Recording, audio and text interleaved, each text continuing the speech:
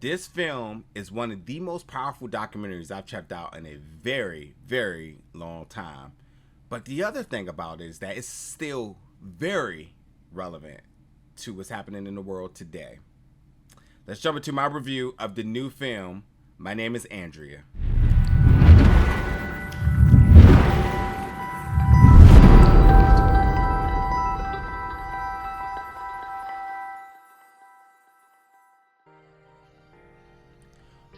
Hey, welcome back to the channel today, everybody, for another review. Welcome back, folks. Today we're going to be reviewing the new film, My Name is Andrea, which made its world premiere at this year's Tribeca Film Festival 2022. Now, if you've been a fan of the channel, I've said this time after time, that when watching a documentary, it's either about revealing new information about a known subject matter, person, place, or thing, or it's the idea that a filmmaker says, well, you may not be familiar with a particular subject matter, person, place, or thing, and they end up doing a film to bring awareness to it. In this case, I can't talk. This documentary highlights the life of Andrea Dworkin, who I had personally not heard of. But I tell you, if you search her name, endless information comes about. And not just information, but there's been other films done on her, books, and so on, because she dedicated her whole life to being a radical feminist. And all of her works was about, just the proper treatment of women. And this goes across the lines of her analysis about pornography, which is something just really powerful in its own, but also understanding how rape culture has been like a very prominent thing in all of America, and how and just the constant campaigns, the speeches, everything that she's dedicated to bringing awareness to this is just nothing short than powerful. I tell you, when they show footage of her making a speech, you stop and you listen. She just commands the audience. She's very righteous, very strong spoken. You can tell she was put on earth to be somebody to make change. But because of the things that she has endured in her past, the things that she's seen all around her, she dedicated her life to be the voice for women. And even for the women, not only for the women who are voiceless, but even for the women who are completely oblivious to the things that are happening around her. And that's a very important thing, because there's a part of this documentary where she kind of speaks about, the things she's been through and why she does what she does. And there's other women that's kind of like, well, what happened to you to make you hate men so bad? And all sorts of different things like that. But like, she always stood very strong. And, she highlighted a lot of the vulnerability of her life in all of her work, and this documentary really compiled all of it together with original footage, and not just the footage, but like in terms of footage of her speech, her personal life, other bits of media that she's been involved with, intertwining actors who are basically reading off different speeches that she's done, which is another powerful thing in their own, because when you think about like that symbolic nature to what's happening, you having other folks basically keeping her voice alive by announcing that my name is Andrea, and they are standing up for the things that Andrea Dworkin stood up for. And having spoken words by Andrea Dworkin from the likes of Amanda Singberg, Soko, Ashley Judd, some of these very prominent actors and notable celebrities all over the world being able to, bring an extra layer of just authenticity to this, but not just that, but just this constant fight from women globally that believed in the same thing that Andrea did. It's just really powerful. Because like I said, remember, she's a controversial figure. That's because a lot of people did not believe in what she was fighting for. And that was just a part of the struggle in getting the message out, is that not only did she have to stay true to herself, but she also had to convince others that what she believed in was actually the reality of the world that they lived in. And if anybody was doubting her then, well, take a look at the world now.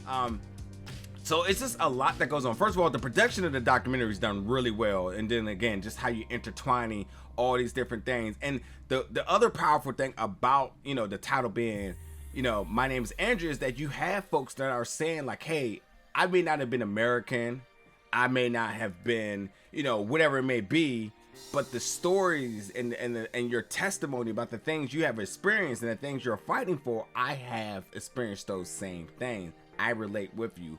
We are one. That's why my name is Andrea. And I think it's such a very beautiful thing, with just the different actors that they have involved with this, intertwining original footage from Andrea Dworkin's work and time on Earth, and just again, just seeing someone who just dedicated so much for the rights of women.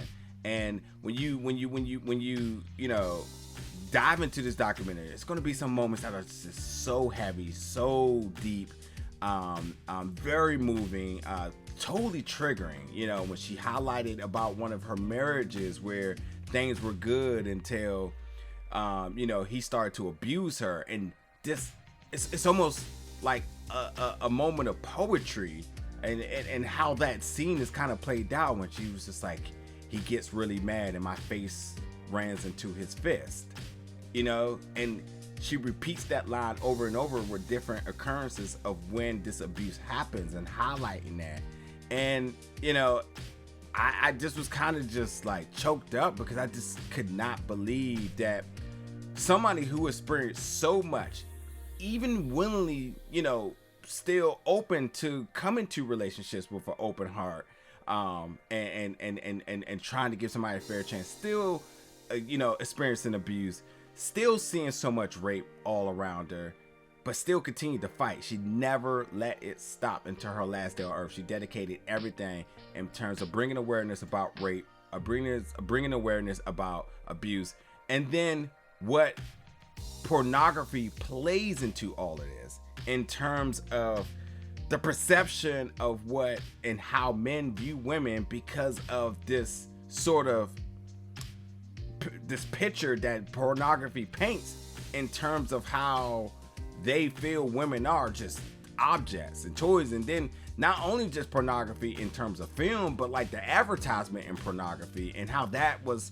a part of the campaign to change laws about how pornography is displayed and how that may, you know, make women feel because of how it's being shown. Because at this point now, you know, women are nothing but objects. They're not equals, you know. And even given points that a woman tries to, you know, stand up for herself or declare herself to be equal, it's always followed by some form of abuse and whatnot. And all these things are highlighted, just so much that happens in this documentary that, like, you know, it took me 2 watches. It took me a moment to kind of sit back and kind of relax. I just was kind of just, I felt really, I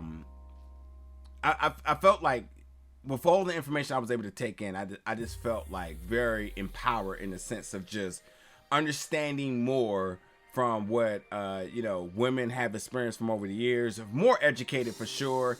And just so much more respect for Andrea, who just, again, I can't stress enough, just dedicated her entire life to trying to make change. And, you know, with her being this radical feminist, a very prominent one, you know, one I wasn't aware of, but learned so much, and absolutely a prominent figure in terms of activism, and just standing up for what's right, you know, and then considering the things that are happening right now in the world and the things that women are still continuously to fight for, that she was doing this all the way up into 2005 where she passed. And I mean, she was born 1946, and just years and years of work. I think they have her documented for contributing in terms of writing and speeches and all sorts of public appearances for about 30 years of her life. And, you know, it's just some of the most, like, I don't know, it's one of the most powerful documentaries I've seen in a while. And like I said, when you watch this film, when you get about halfway in the film, I'm going to say about around like the 40-minute mark, when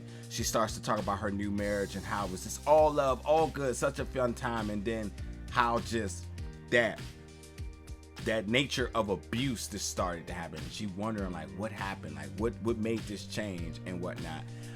And I think that, you know, reading her book Life and Death: The Unapologetic Writings on the Continued War Against Women is a must read if you have the time to do so, but absolutely if not, listening to her, you know, her reading it and her speech about it, if you don't get goosebumps and your hairs don't raise in your arms, I don't know what to tell you. This woman just is so powerful, so commanding in everything she's done.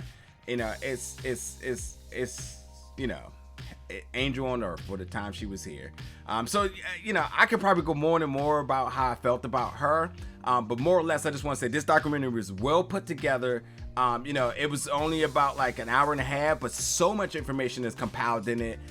You're going to learn such new perspectives about the different things that women have endured over the time, and one may have an assumption of what certain women have been through, but the way how she paints it was just eye-opening, you know. And then again, because a lot of these things are still very relevant right now, you know, it just shows you that this war and this fight that women are campaigning for, you know, it's just something that just needs to be a change. And we should not be here in 2022 still talking about the same thing in terms of women and their safety, and just how women just are not protected by the governing laws of this country. So check it out. Let me know in the comments your thoughts about this documentary when you check it out. And as always, stay tuned for more reviews very soon.